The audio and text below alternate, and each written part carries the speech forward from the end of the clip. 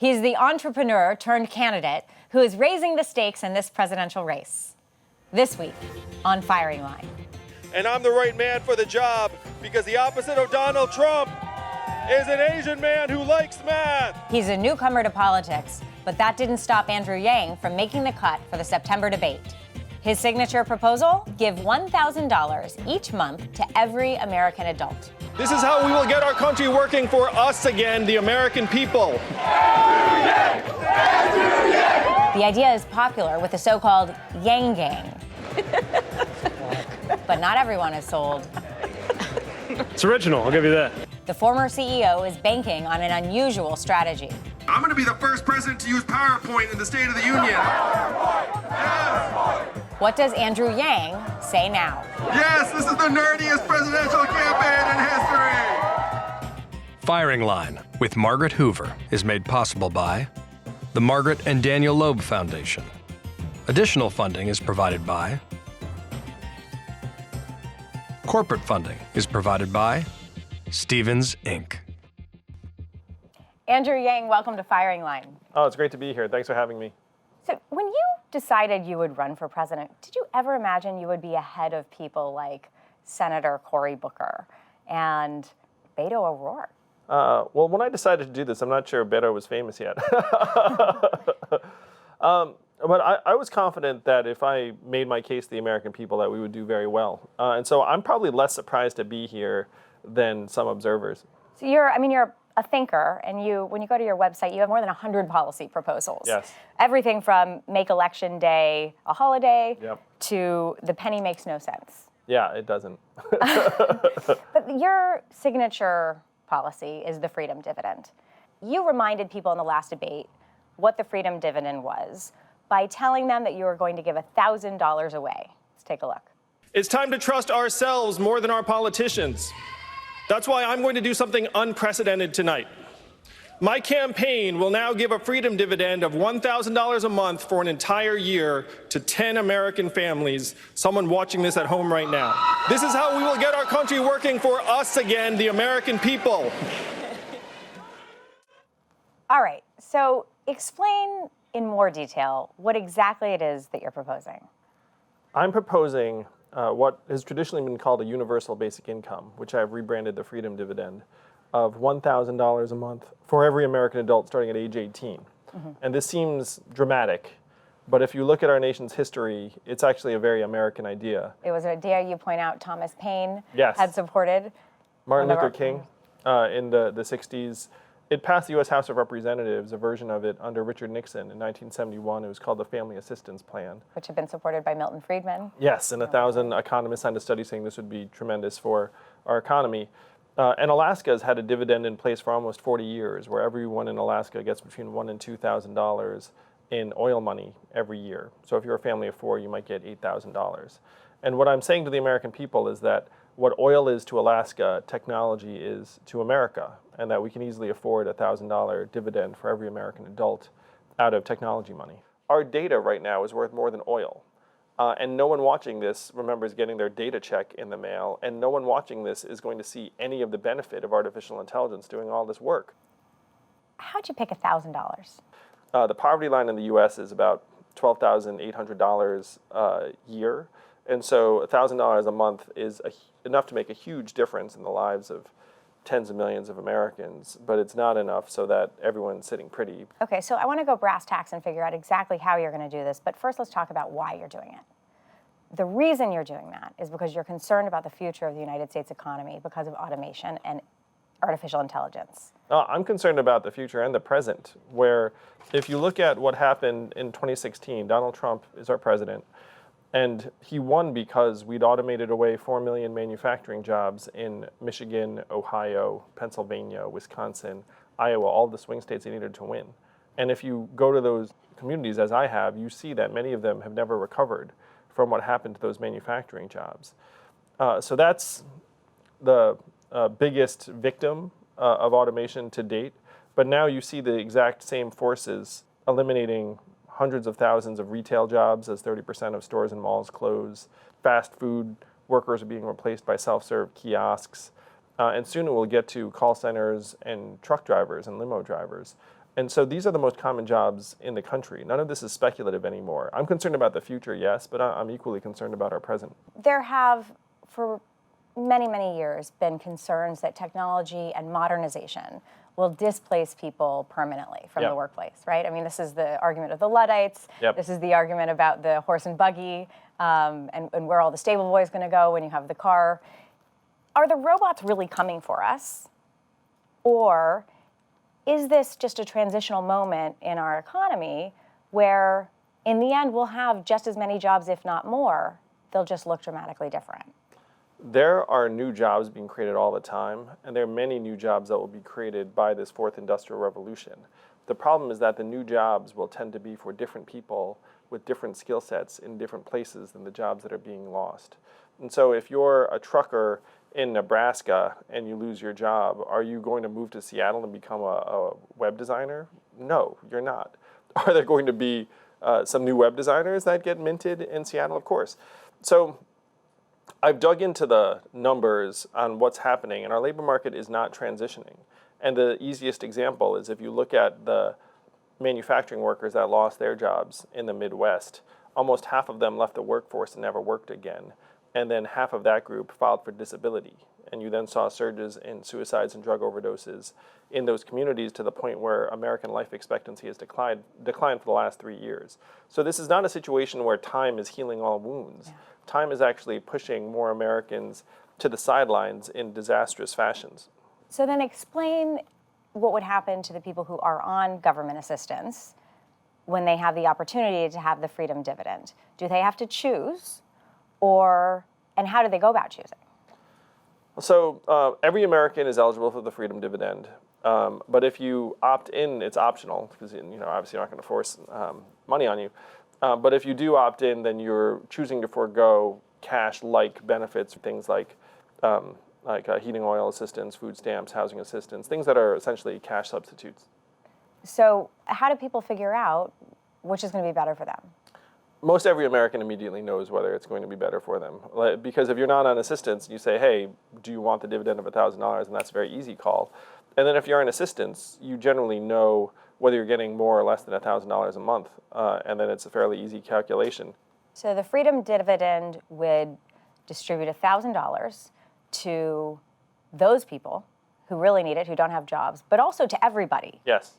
So why not target it to the people who need it? Why does Bill Gates or Jeff Bezos or Mark Zuckerberg need $1,000 a month?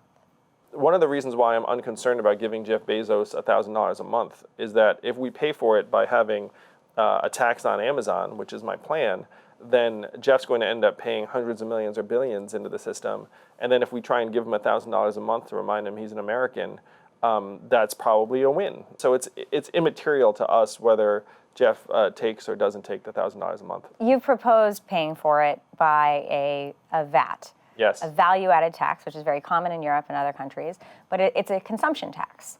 And one of the questions you get is that it's people at the lower end of the economic spectrum who end up paying more. I mean, the hit against it is that it's a regressive tax. So how do you account for that? Well, there are a few things. There's a saying like, why did you rob the bank? Because that's where the money was. So where is the money today? The money is all in the Amazons and Googles and Facebooks and Ubers of the world, like these billion and trillion dollar tech companies that are paying very, very low tax rates. Amazon literally paying zero in taxes last year, and that's not unusual for them. They generally pay zero or near zero. And so then you look at it and say, okay, how do we change that? Because they're very, very good at avoiding our current corporate income tax structure. And so if you have this value-added tax, you end up generating hundreds of billions of dollars in new revenue. But how do you generate that? I mean, you're not taxing Amazon in order to pay for this, though. You're taxing consumption. Well, you're taxing every Amazon sale and transaction, including a lot of the business-to-business stuff that goes on that doesn't even touch consumers. But and in the absence of the dividend, it is true that people's prices might go up a smidgen. But in this case, we're going to increase the buying power of like 94% of Americans by delivering this dividend into their hands. And how do you, more broadly on a macro sense, prevent inflation? Because everybody knows there's more money because everybody knows everybody's got $12,000 extra dollars.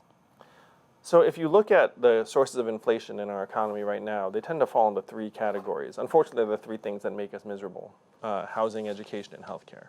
If you look at other categories like food, clothing, electronics, media, books, the prices are staying more or less the same, or the quality is improving. So putting money into our hands is not the thing that's causing inflation right now. Let's say I'm a business, and then I'm like, ooh, everyone has more money to spend, and I decide to like ratchet up my prices.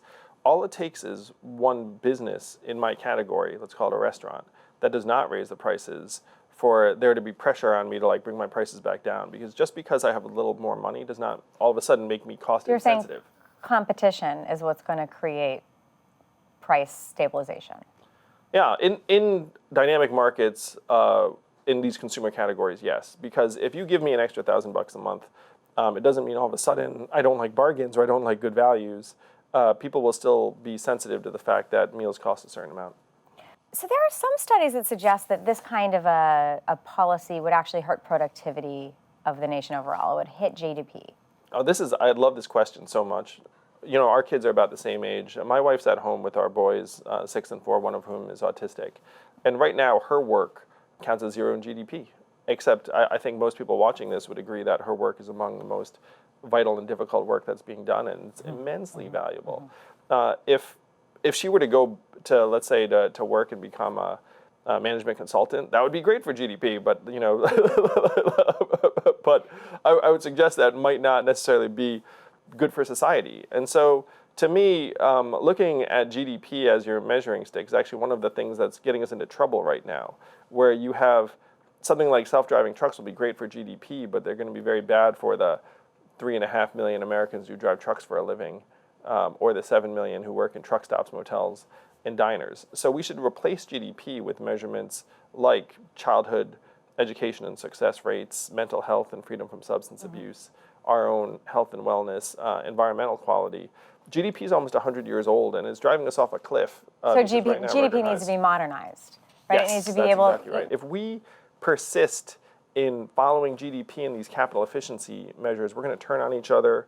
We're going to wind up following them off a cliff because we can't win. We're in a race we cannot win. Our only way out is to change the race to one that optimizes for our own well-being, our own society, our kids' success, our environmental quality. If we change the race to something that we can all actually participate in, then there are massive opportunities. There's an alternate world where we're celebrating the liberation of hundreds of thousands of truck drivers from a job that's frankly brutally punishing and demanding. It takes them away from their kids, and that they're high-fiving saying, hey, I don't have to drive a truck anymore, I'm going to do these other things. But instead of that world, we're in a world where truckers are going to be protesting the automation of their job next month in Washington, D.C. This idea of universal basic income, which has, by the way, been supported by people on the right and on the left, Yeah, and despised by people on the right and the left as well. I mean, one of the hits from the right is there's something about having a vocation. There's something about working. In your book, you do write that some people might work less as a result of a freedom dividend. In your book, you call it UBI. It was before your clever rebranding. But let me just read to you from it. You say, to the extent that people spend less time working, they tend to be young mothers and teenagers whom we might not mind working a little less if they're taking care of their kids or going to school. What about other people who aren't returning to the workforce besides mothers? What is the answer ultimately to reigniting the workforce so that there are more jobs? This is the central challenge of our time. And again, to me, Margaret, Donald Trump is a symptom of this fourth industrial revolution. And Americans need to understand it's certainly not immigrants. It's technology that's causing these disruptions. And the transition is going to be messy almost no matter what we do. If you look at the Industrial Revolution at the turn of the 20th century, which for some reason we seem to have forgotten, but there were mass riots. We inaugurated Labor Day in response to riots that killed dozens of people. We originated labor unions. We implemented universal high school in 1911. And so there are some people who lazily say, it's like, oh, we've been through this before. It's like, yeah, we did go through this before, and it was terribly difficult and messy and even violent. And the best projections say that this industrial revolution will displace 2 to 3 times as many workers as that industrial revolution in a shorter time frame. The examples I use are the ones that we can already see around us. Being a retail clerk is the most common job in most of the country. The average retail clerk's a 39-year-old woman making between $9 and $11 an hour. 30% of stores are closing. We can see it around us all the time. And the way they're closing is not that a robot all of a sudden came in and took the clerk's job. Right. It's that the robot is in the Amazon fulfillment center that is sweeping away all of the malls and stores. You have said that humans will be indistinguishable from robots within a number of months. All right, so I want to show you something. We use the chat function on your campaign website. And we asked it, are you human? And it said back to us, please provide your email address and we'll get back to you. So we asked again, are you a robot? It said, I'm afraid I didn't understand. Could you please try again? So is it a robot or a human on your campaign website? Oh, that's definitely a robot, because that would be a pretty bad human who who kept asking. How many jobs are you displacing in your campaign with robots? Well, we're hiring like mad. So we're definitely an example of humans and machines working together to try and make a society that works for humans entirely. So our machines are the friendly kinds. One of the things I've noticed is that you like to point out that conservative economist and Nobel laureate Milton Friedman supported something similar to universal basic income, the negative income tax, which means that if your income is below a certain level, you actually get money from the government. So why not a negative income tax? Well, negative income tax is like the sibling to the dividend. And so if we came out with a negative income tax, I would be thrilled. I prefer a dividend to a negative income tax because of some of the administrative and reporting and the timing of payments issues. Your argument is that it's more efficient. It goes directly to individuals who need it. Yeah, it gets rid of all these both reporting requirements and the incentives to say you make less money. Because if you had a negative income tax, I have a feeling you'd have all these people, mysteriously finding that they made below whatever the threshold was. Milton Friedman was a guest on Firing Line, which was a program that William F. Buckley Jr. hosted for 33 years, from 1966 to 1999. And William F. Buckley was on this program talking exactly about that idea. And you even tweeted a clip to that link. You may not know that. It could have been a robot from your campaign offices. Let's take a look at what Milton Friedman had to say about universal basic income and negative income tax. Would you insist that you would not endorse the negative income tax unless it were agreed that a whole lot of other existing programs be repealed as part of the same reform? Well, I would be definitely opposed to a negative income tax which was simply piled on top of our present welfare program. Mm-hmm. Now, as a long-run matter, I would hope that as we saw that this solved that problem, we could eliminate a lot of the other bad programs that we have, such as minimum wages, such as agricultural subsidies, such as urban renewal, such as public housing, and so on, all of which are programs intended to help the poor, but which hurt the poor. And I think that if we could really handle the problem of poverty by this one general measure, maybe we could get rid of some of these others. Another sort of version of the universal basic income is that it should just eliminate all of the social welfare programs that exist already, partly for these efficiencies, right? If we got rid of all of Social Security and all of the Social Security disability payments and the food stamps, TANF, that actually you would have a high degree of savings by eliminating the administrative costs of those programs. And that would actually help pay for something like the freedom dividend. Why are you not in favor of that? The last thing you want to do is pull the rug out from people, from under people. And so, to me, to the extent that there is any transitioning from existing programs to the freedom dividend, it would be over an extended period of time and almost entirely voluntary. Look, you were getting at something a second ago, which I want to just return to briefly. Sure. Which is this idea that there's a kind of capitalism that's going to be more inclusive, that is going to be able to modernize for this fourth industrial revolution. You call it industrial revolution, technological revolution. Yeah, that's right. You refer to something called human capitalism. What is human capitalism? So capitalism is working almost exactly as it's designed to. It's designed to maximize returns on capital.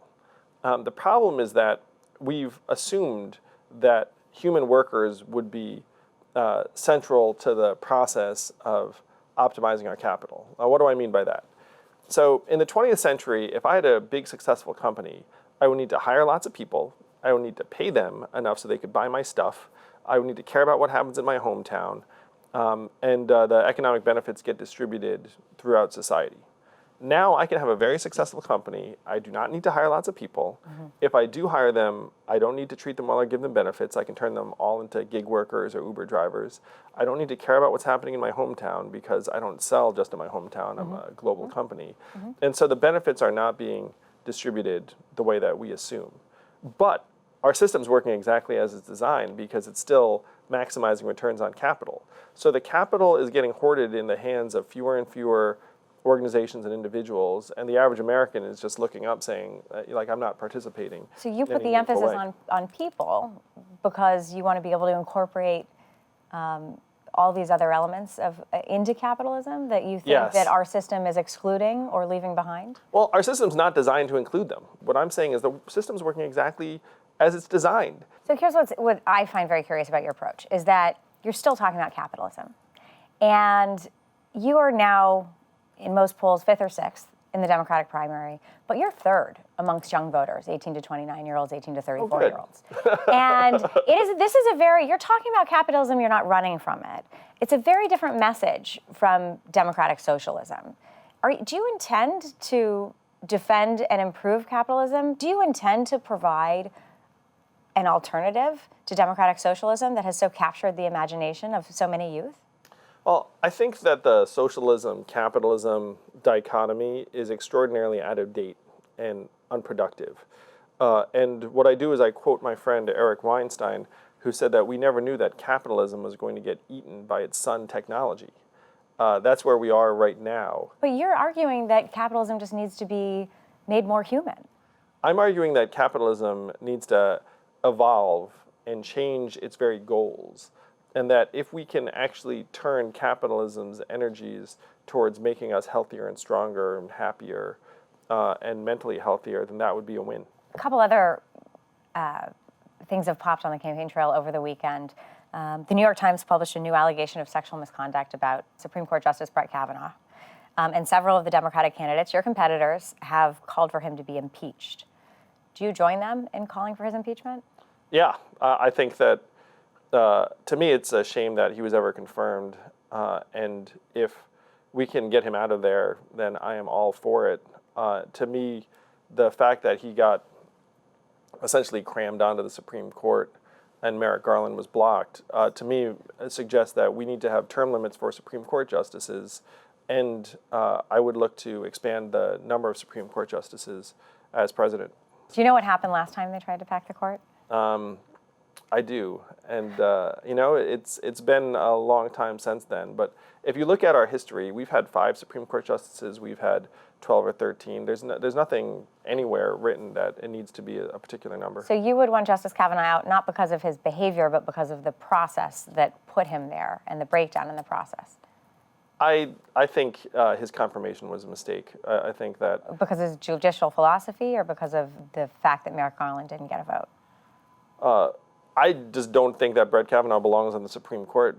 There's no entitlement to be a Supreme Court justice. It's a job interview, and it's one of the most important job interviews in our country. And so if you have very, very clear question marks at a minimum about a person's character, you wouldn't give them that high impact a job. But he was confirmed through a normal process. You know, to me, that process still was relatively hasty. There was this sort of hurry-up investigation that clearly was not terribly thorough.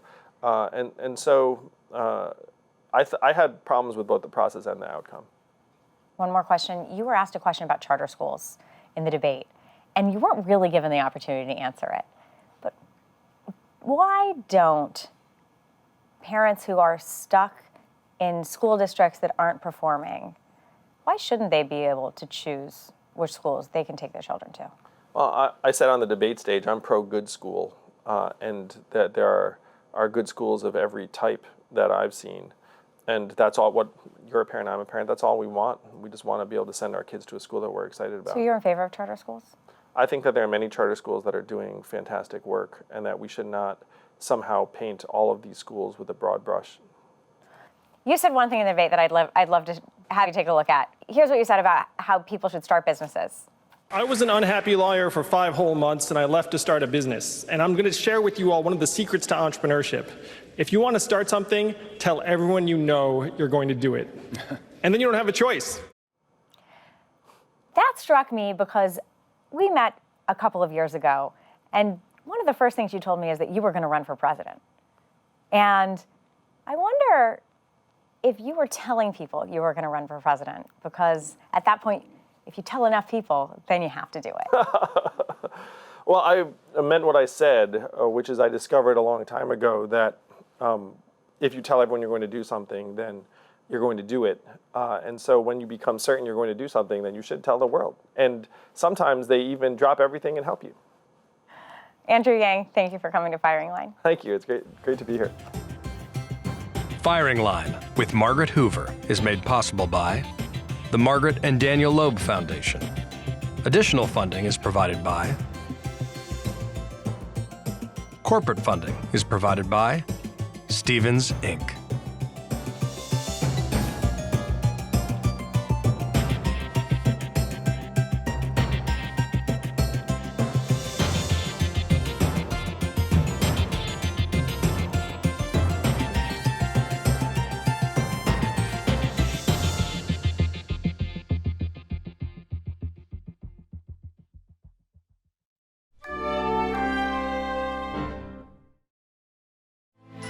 You're watching PBS.